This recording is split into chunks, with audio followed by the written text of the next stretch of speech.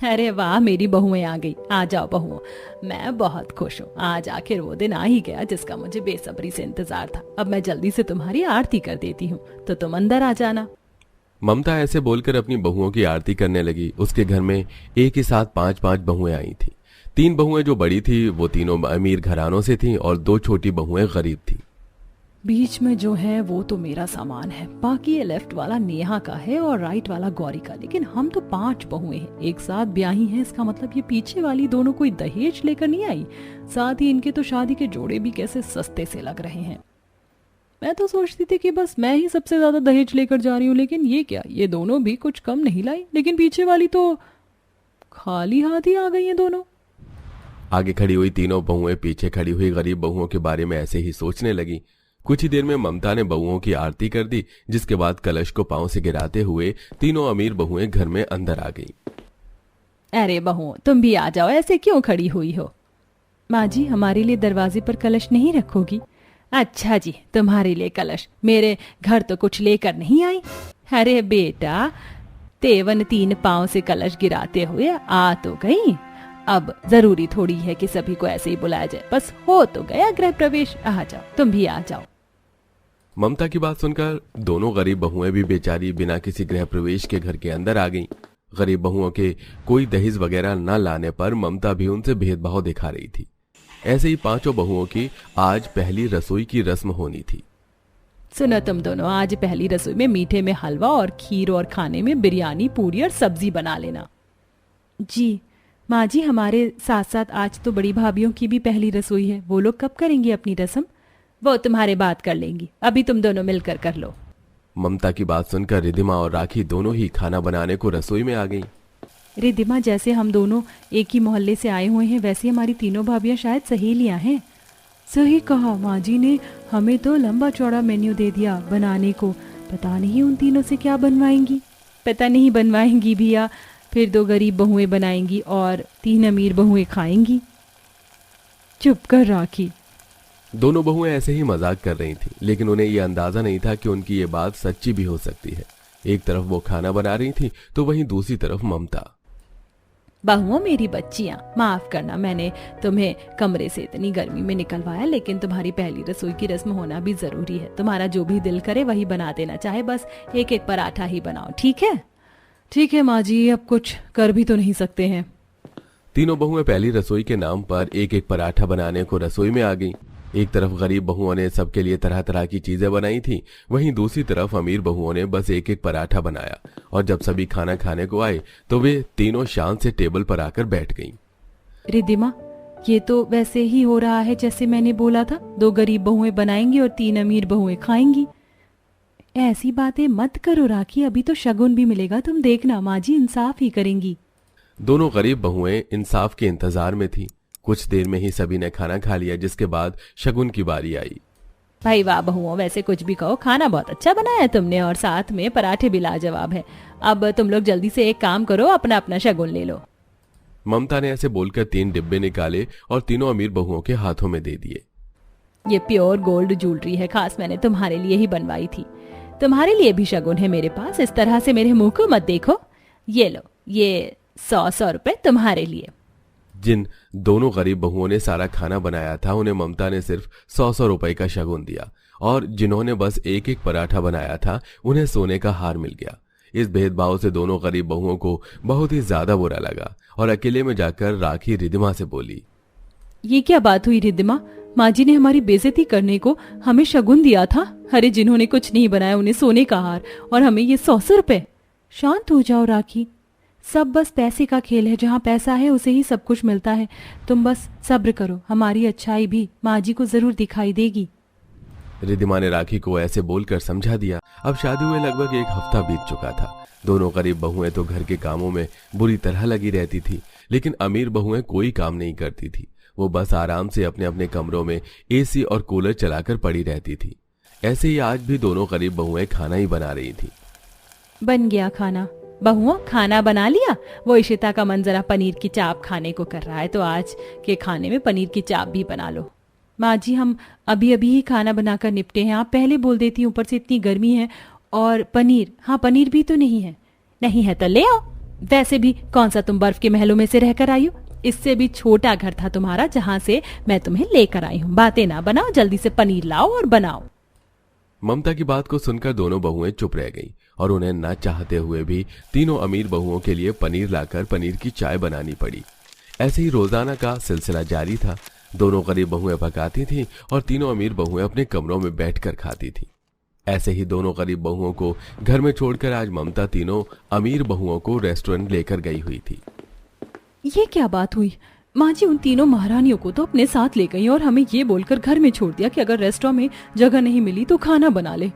आखिर हम क्या हैं इस घर में, फालतू हैं? बस रिद्धिमा, मुझसे ऐसी बातें मत करो। तुम जानती नहीं हो कि मुझे ये सोच सोच कर भी कितना गुस्सा आता है। अब तो मन करने लगा है कि मैं माँ जी की और उन तीनों की भी अकड़ ठिकाने लगा दूं। राखी ऐसे बोल ही रही थी कि उसके पास फोन आया। हेलो, बोलो। हेलो, हाँ, वो कहना चाहते थे कि यहाँ पर कोई भी रेस्टोरेंट खाली नहीं है तो तुम खाना बना लेना, हम अभी 15 मिनट में घर पहुंच रहे। गौरी की बात सुनकर राखी चिढ़ गई, लेकिन वो कुछ बोल नहीं सकती थी। इसी वजह से वो बस खामोशी से खाना बनाने को रिद्धिमा के साथ खड़ी हो गई। लेकिन अब दो गरीब बहुओं का बनाना और तीनों अमीर बहुओं का सिर्फ खाना दोनों बहुओं को ही खटकने लगा था। इसीलिए उन दोनों ने इस सब से खुद को बचाने का एक प्लान बनाया। अगले दिन, माँ जी, हम दोनों का ही कुछ दिनों को मायके जाने का दिल कर रहा है। हमने अपने अपने पतियों से भी पूछ लिया है, तो अब हम दोनों अपने घर जा रहे हैं। 8-10 दिन में आ जाएंगे। पतियों से ही पूछा? मुझसे पूछना कोई मायने नहीं रखता है। खैर ठीक है, चली जाओ। ममता नहीं जानती थी कि अपनी दोनों बहुओं को घर से भेजकर वो कितनी बड़ी आफत को खुद के लिए दावत दे रही थी। राखी और रिद्धिमा के जाने के बाद दोपहर तक कोई भी अमीर बहू अपने कमरे से नहीं निकली। ये नेहा, गौरी और इशिता जानती हैं कि आज राखी और रिद्धिमा घर में नहीं है, तब भी ये तीनों कमरों से क्यों नहीं निकल रही हैं? इशिता बहू क्या कर रही है? कमरे से बाहर आकर तीनों खाना बना लो, आज रिद्धिमा और राखी नहीं है। नहीं है तो मैं क्या करूं? गर्मी इतनी है, मैं तो कमरे से कहीं नहीं जाने वाली। आपको भूख लगी है तो खुद ही बना लो। क्यों, खाना बस मैं ही खाऊंगी क्या? तुम लोग भी तो खाना खाओगी। नहीं, मैं तो बाहर से मंगवा कर खा लूंगी। आपको ही घर का बना हुआ चाहिए तो खुद बनाइए और खुद खाइए। इशिता की बात सुनकर ममता को काफी गुस्सा आया, लेकिन वो अपना गुस्सा पी गई। ऐसे ही वो बाकी दोनों अमीर बहुओं के कमरे में भी गई, जिन्होंने भी उसे सेम ही जवाब दिया। कैसी बहुएं हैं मेरी, आज पता चल रही है दोनों अपनी गांव की बहुओं की अहमियत मुझे। अभी अगर यहाँ होती तो मुझे ऐसे चूल्हा ना फूकना पड़ता। खुद तो महारानियां आराम से अपने कमरों में पड़ी हुई हैं। बाहर का खा लेंगी, लेकिन सास का क्या? सास को खुद ही खाना बनाना पड़ेगा। ममता ऐसे ही गुस्सा करने लगी। ऐसे ही अल्प अल्प बकते हुए उसने खाना बनाया और खाया। ममता की तीनों अमीर बहुएं कोई काम नहीं करती थी। अब गरीब बहुओं को गए हुए लगभग 3 से 4 दिन हो चुके थे और अब ममता भी काम कर करके थक गई थी, तो उसने राखी और रिद्धिमा को वापस बुलाने का मन बनाया। बस अब बहुत हो गया। राखी और रिद्धिमा के बिना मैं नहीं रह सकती हूँ। अब समझ आ रही है मुझे उनकी अहमियत। भले ही वो दहेज नहीं लाई, लेकिन संस्कार लाई हैं। बड़ों की इज्जत और ख्याल करना आता है उन्हें। अब मैं समझ गई हूँ कि मेरी कौन सी बहू कैसी है। अब मैं उन दोनों को बुला रही हूँ और घर आने के बाद उनसे किसी का भी एक भी फालतू काम नहीं करवाऊंगी। जिसको जो चाहिए खुद करो।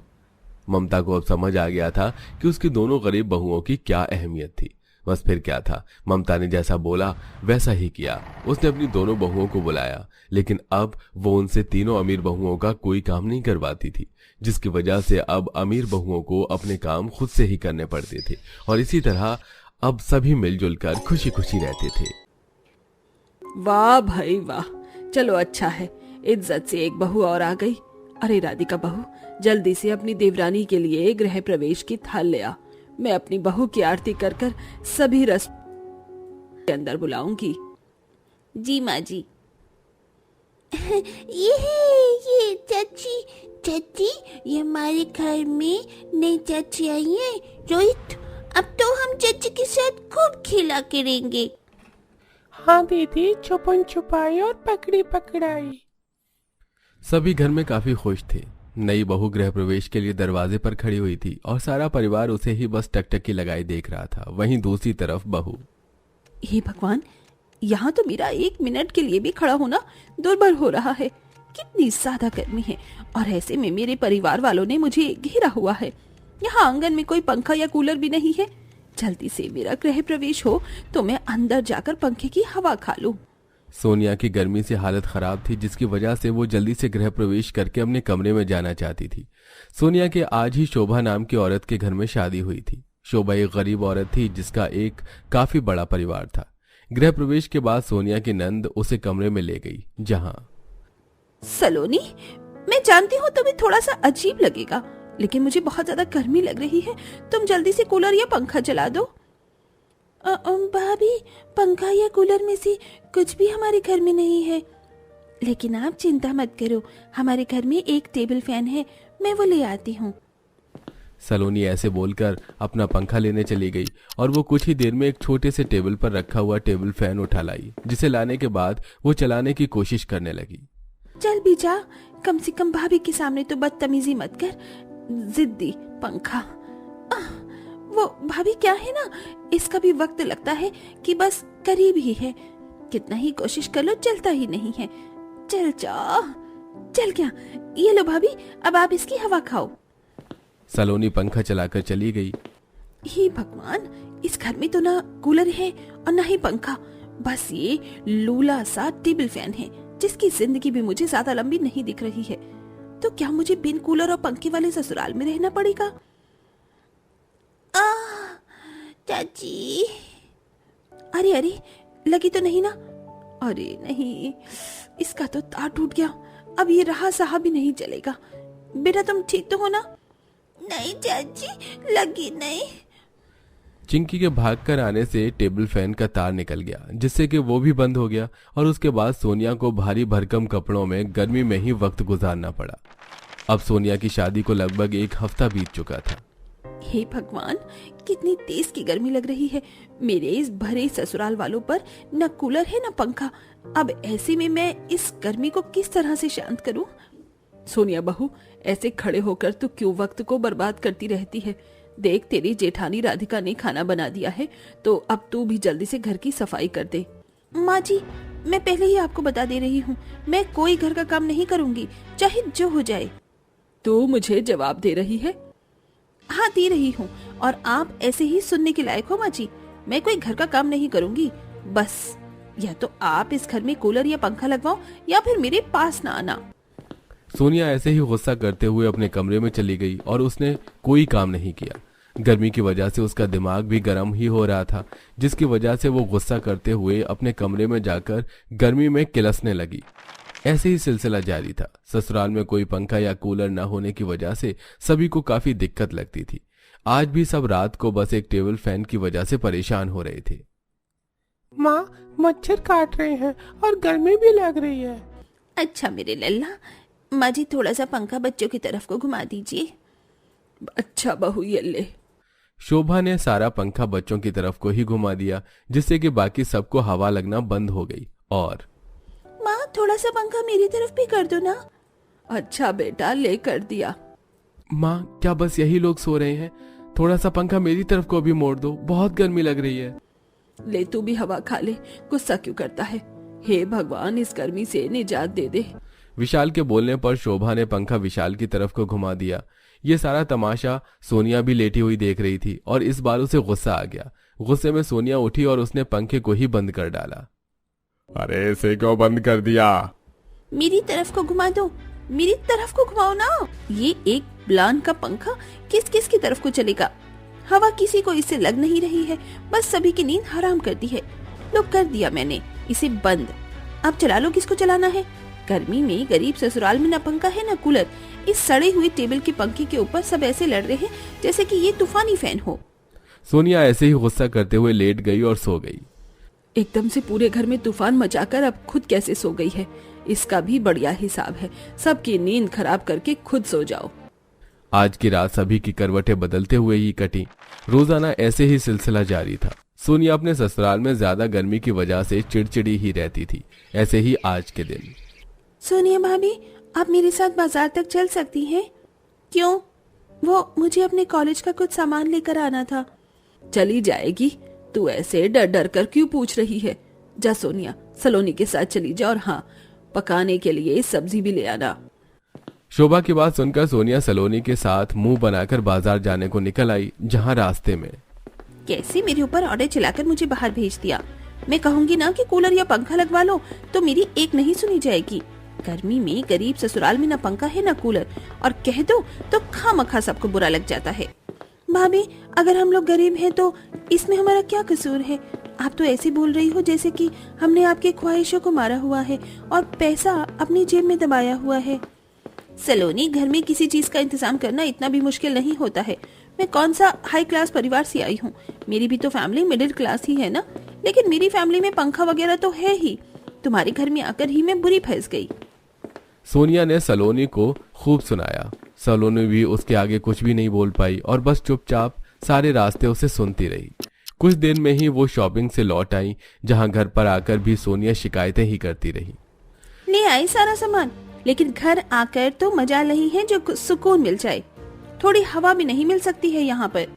बहू, तू क्यों हमें नीचा दिखाती रहती है? अरे हमने कौन से माल दबा रखे हैं जो तू हमसे इतनी शिकायतें करती है? शोभा और बाकी घरवाले भी सोनिया की इन्हीं शिकायतों से परेशान आ चुके थे। ऐसे ही सब चल रहा था और आज के दिन भी सोनिया अपने घरवालों से पंखे और कूलर को लेकर ही लड़ रही थी कि तभी, हाँ हाँ जी भैया जी, यहीं रोक दीजिए, बस बस यहीं रखना है। अरे माधव बेटा, क्या लेकर आ रहा है? माँ जी, ये कूलर और पंखा है। मैं और भैया मिलकर किश्तों पर इन दोनों चीजों को उठाकर लाए हैं। आप सभी को गर्मी से बहुत परेशानी होती है ना, अब ये सब परेशानी खत्म। अब तो तुम खुश हो ना सोनिया?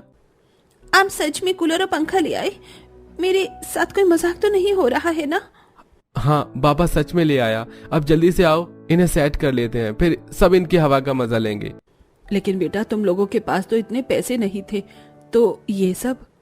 माँ, वो दरअसल अब हम थोड़ा और ओवर टाइम करेंगे जिससे इसकी किश्त निपट जाएगी, और मैं नहीं चाहता कि सोनिया को ये अपने घर जैसा न लगे।